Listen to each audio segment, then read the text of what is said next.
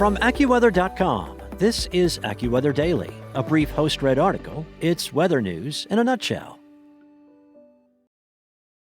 On July 27th, Tampa, Florida made history by hitting 100 degrees for the first time since record-keeping began in 1890. A day later, the thermometer at Tampa International Airport topped out at 95 in the afternoon, a narrow miss for a second consecutive day of triple-digit heat.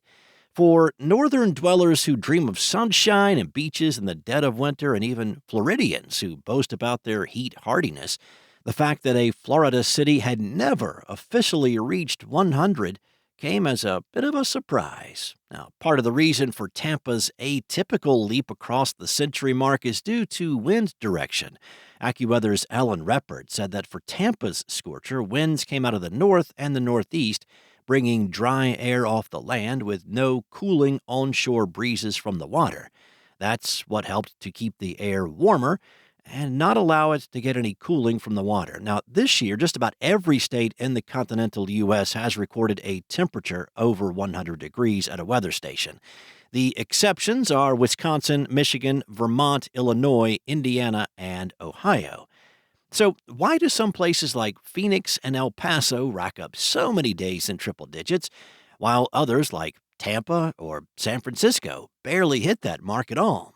What does it really take to hit 100? Los Angeles and Southern California more broadly is often hailed as having one of the best climates, not only in the U.S., but anywhere in the world. That reputation owes a lot to geography. Much of the population lives near the coast, where the cooling influence of the Pacific Ocean makes all the difference. California is a state of microclimates, where it can be comfortable at the coast, warm in the valleys, and downright scorching in the deserts. LA gets plenty warm in the summer, but piping hot heat waves are usually confined to August, September, and sometimes October, when the Santa Ana winds eventually kick in. Los Angeles has reached the century mark just 71 times in downtown between 1906 and this year. For contrast, Palm Springs, which is just about a 2-hour drive inland, has reached 100 nearly 11,500 times. So, the next time you're enjoying a mild LA afternoon in July, you can thank the Pacific Ocean. Even the stars do. Palm Springs is part of the Sonoran Desert, as is Phoenix. So, it's not exactly a surprise that the city aptly known as the Valley of the Sun is very hot, but there is a brief period in early winter where LA actually averages slightly warmer, high temperatures. But then Phoenix leapfrogs past the City of Angels and every major U.S. city for a total of 11,410 days of 100 or more since the early 1900s. And if you want to up the ante to days of 110 or more, Phoenix still delivers that heat with more than 1,800 days. In the nearby Mojave Desert, Las Vegas has recorded around 8,700 days past the century mark, a slightly lower number than Phoenix, due in part to Las Vegas's higher latitude and elevation. Topography also comes into play. Phoenix sits in a location that allows for the air to come from the south and retain heat, rather than be affected by any water or air coming up a mountain into the area like Las Vegas has. Moving to the Pacific Northwest, Seattle is known for cool, cloudy, and damp weather, similar to, say, London or Amsterdam. So it's not surprising that the city has recorded just 6 100-degree days over the years.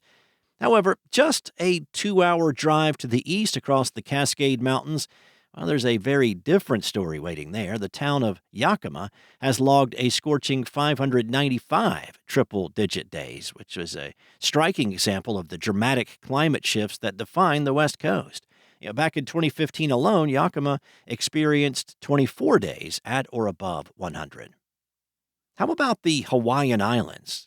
Believe it or not, Hawaii holds a unique distinction. It is the only U.S. state to have never recorded a high in the triple digits, and also the only one that has never dipped below zero. In the Mountain West and the Midwest, even though Denver gets plenty cold in the winter, the city looks a lot different in the summer. Known for its day and night temperature swings, Denver has hit the elusive 100-degree mark 90 times since the early 1920s. 2012 was a particular scorcher with 13 days above the century mark. Now, by contrast, 2023 saw 0 days at 100 or above. Salt Lake City is another high elevation city that experiences surprisingly hot summers since the late 1920s. Salt Lake City has reached 100 a total of 578 times. In 2022 alone, the city broke plenty of records with 86 days hitting 90 or higher and 34 days at or above 100. And just to show how wild the swings can be there, back in 1966, the last freeze came in late May. While not known for scorching heat, Chicago has still seen its fair share of triple-digit days, 71 since 1901. The Windy City is more famous for lakefront breezes and brutal winters, but when the heat dome settles in, it can get real. Summers in Chicago can be sneaky hot, with heat indices pushing well past 100, even if the thermometer says otherwise. Still, compared to cities in the west or the south, hitting the 100-degree mark remains relatively rare, which makes those few sweltering days all the more memorable. If you go back to July of 1936, during the Dust Bowl years, Chicago Midway recorded a record 8 consecutive 100-plus days. Minneapolis may be known for its icy winters and its snow-packed streets, but since 1901, the city has recorded 64 days at or above 100. A reminder that the upper Midwest can bring the heat too. Long summer days and occasional heat waves off the plains can push temps into triple digits, even if it's not the norm. Oklahoma City might be best known for its spot in Tornado Alley and its history of intense droughts, but the heat in OKC deserves its own headline. Since 1901, the city has recorded a blistering 1,580 days of 100 degrees or higher, making it one of the hottest cities in the country by that metric. The summer of 2011 was especially brutal, with 63 days hitting triple digits. Days with temperatures exceeding 110 are not out of the question in that climate either. Now, one that may surprise you is Miami, with just 1 day above 100, and that happened back in 1942. But don't be fooled by the lack of triple digits. Miami has logged more than 6,600 days at or above 90 since the early 1930s. Tropical locations have a tough time getting to 100 due to not only being along the water, but all of the moisture that the winds pick up from the water. Moving to the Northeast, New York City may not be known for desert heat, but it's hit 100 or higher 60 times since the early 1900s. That said, it has been a while. The last triple-digit day in the city was back in 2012. With dense urban heat and humidity, even high 90s can feel unbearable across the 5 boroughs from June through August. In a bit of a twist, Boston has reached 100 just 26 times since the early 1900s, but the city did hit 102 back on June 24th of this year, breaking the record for the hottest June day in history. Washington, D.C. has recorded 112 days of 100 degrees or higher since the early 1900s.